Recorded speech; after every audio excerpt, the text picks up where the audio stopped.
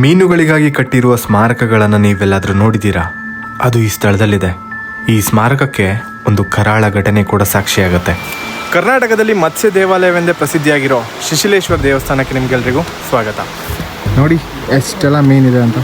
ಪಶ್ಚಿಮ ಘಟ್ಟದ ದಟ್ಟ ಕಾಡಿನ ನಡುವೆ ಈ ಕಪಿಲಾ ನದಿಯ ದಡದಲ್ಲಿ ನೆಲೆಸಿರುವ ಒಂದು ಶಿವಾಲಯ, ಅದೇ ಶಿಶಿಲದಲ್ಲಿರುವ ಶ್ರೀ ಶಿಶಿಲೇಶ್ವರ ದೇವಸ್ಥಾನ.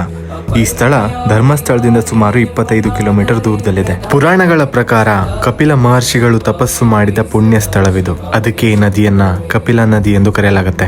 ಈ ಕ್ಷೇತ್ರಕ್ಕೆ ಸುಮಾರು 800 ವರ್ಷಗಳ ಇತಿಹಾಸವಿದೆ. ಶ್ರೀ ಶಿಶಿಲೇಶ್ವರ ಸ್ವಾಮಿಯ ಮೂಲಸ್ಥಾನ ಇರೋದು ಇಲ್ಲೇ ಸಮೀಪದಲ್ಲಿರುವ ಕುಮಾರಗಿರಿಯಲ್ಲಿ. ಇತಿಹಾಸದ ಪ್ರಕಾರ ಪ್ರತಿನಿತ್ಯ ಈ ಕಪಿಲಾ ನದಿಯಿಂದ ನೀರನ್ನು ಅರ್ಚಕರು ಮೇಲಕ್ಕೆ ಒಯ್ದು ಶಿಶಿಲೇಶ್ವರ ಸ್ವಾಮಿಗೆ ಪೂಜೆಯನ್ನ ಸಲ್ಲಿಸುತ್ತಿದ್ದರು. ಆ ಸಂದರ್ಭದಲ್ಲಿ ಅವ್ರ ಕೆಳಗೆ ಜಾರಿ ಬೀಳ್ತಾರೆ.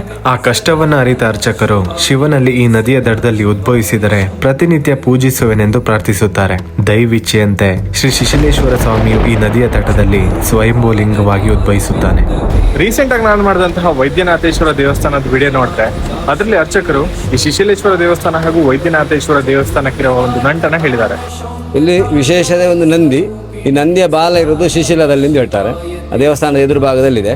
ಒಂದು ಪೂರ್ವಕಾಲದಲ್ಲಿ ಸೊಪ್ಪು ಕಡಿಯುವವರು ಶಿಶಿಲದಲ್ಲಿ ಕಡಿತಾ ಇರುವಾಗ ಶಿವಲಿಂಗಕ್ಕೆ ಕತ್ತಿತಾಗಿ ರಕ್ತ ಬರಲಿಕ್ಕೆ ಶುರುವಾಯ್ತಂತೆ.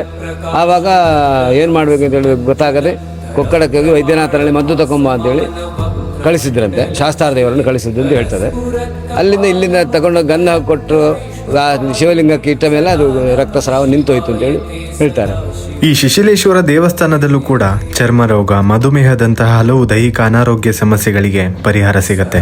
ಇಲ್ಲಿ ಬಂದ ಭಕ್ತರು ತಮ್ಮ ಆರೋಗ್ಯ ಸಮಸ್ಯೆಗಳು ದೂರವಾದಾಗ ಹರಕೆಯ ರೂಪದಲ್ಲಿ ಇಲ್ಲಿರುವ ಮೀನುಗಳಿಗೆ ಮಂಡಕ್ಕಿಯನ್ನು ನೀಡುವುದು ಒಂದು ಸಂಪ್ರದಾಯ. ಈ ಸ್ಥಳದಲ್ಲಿರುವ ಮೀನುಗಳನ್ನ ದೇವರ ಮೀನುಗಳೆಂದು ಭಾವಿಸಲಾಗತ್ತೆ. ಆದರೆ 1996ರಲ್ಲಿ ನಡೆದ ಒಂದು ಘಟನೆ ಇಲ್ಲಿನ ಇತಿಹಾಸದಲ್ಲಿ ಒಂದು ಕರಾಳ ದಿನವಾಗಿ ಉಳಿದುಕೊಂಡಿದೆ. ಕೆಲವು ಕಿಡಿಗೇಡಿಗಳು ಇಲ್ಲಿನ ಮೀನನ್ನ ಹಿಡಿಯುವ ದುರುದ್ದೇಶದಿಂದ ನೀರಿನಲ್ಲಿ ಕೆಮಿಕಲ್ನ ಹಾಕ್ತಾರೆ. ಕೆಲವೇ ಕ್ಷಣಗಳಲ್ಲಿ ಇಲ್ಲಿದ್ದ ಸಾವಿರಾರು ಮೀನುಗಳು ಸಾವನ್ನಪ್ತವೆ. ಅವತ್ತಿನ ದಿನ ಇಡೀ ಶಿಶಿಲ ಗ್ರಾಮಕ್ಕೆ ಕರಾಳ ವಾತಾವರಣ ಆವರಿಸಿಕೊಳ್ಳುತ್ತೆ. ಸ್ಥಳೀಯ ನಂಬಿಕೆಯ ಪ್ರಕಾರ ಈ ಕೃತ್ಯದಲ್ಲಿ ಭಾಗಿಯಾಗಿದ್ದವರ ಅಂತ್ಯ ತುಂಬಾ ದುಃಖಕರವಾಗಿತ್ತು ಮತ್ತು ಅನೇಕರು ಅದನ್ನ ಇಂದಿಗೂ ಶಿಶಿಲೇಶ್ವರನ ನ್ಯಾಯ ಎಂದು ನಂಬುತ್ತಾರೆ. ಆ ಘಟನೆಯ ನಂತರ ಆ ಮೀನುಗಳಿಗಾಗಿ ಸ್ಮಾರಕವನ್ನ ನಿರ್ಮಿಸಿ ಈ ದೇವರ ಮೀನುಗಳ ರಕ್ಷಣೆಗಾಗಿ ಇಲ್ಲಿನ ಜನರು ಬದ್ಧರಾಗ್ತಾರೆ.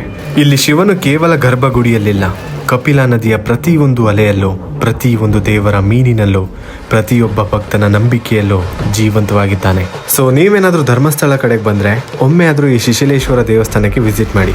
ಈ ವಿಡಿಯೋ ಇಷ್ಟ ಆದ್ರೆ ಶೇರ್ ಮಾಡಿ, ಹಾಗೆ ಈ ಚಾನೆಲ್ನ ಫಾಲೋ ಮಾಡಿ. ಓಂ ನಮಃ ಶಿವಾಯ.